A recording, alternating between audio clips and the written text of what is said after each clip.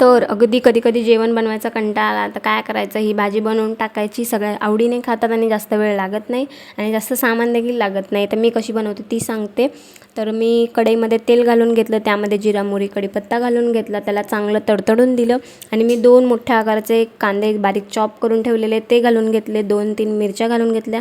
तिखट आवडीनुसार तुम्ही घेऊ शकता. त्याला जास्त चांगलं फ्राय करून घेतलं. जास्त कांदा शिजवत बसायचा नाही, अगदी 1 मिनटं. परतलं खूप आहे तर 2 टोमॅटो घेतलेत बारीक कापून, ते घालून घेतले. 1 मिनटं झाकून ठेवलं. मस्त टोमॅटो नरम झाले तर त्यामध्ये घरगुती बनवलेला अद्रक लसूणचा 1 चमचा पेस्ट घालून घेतला. त्याला अर्धा मिनटं शिजवून घेतलं. त्यानंतर मसाले घालून घेतले. हळद, काश्मीरी लाल मिरची पावडर आणि धणेपूड टाकून मस्त त्याला अर्धा मिनटं तेल सुटेपर्यंत भाजून घेतलं. त्यानंतर बारीक चॉप केलेले मी बटाटे टाकून घेतले आणि अर्धा चमचा काळा मसाला टाकला आहे.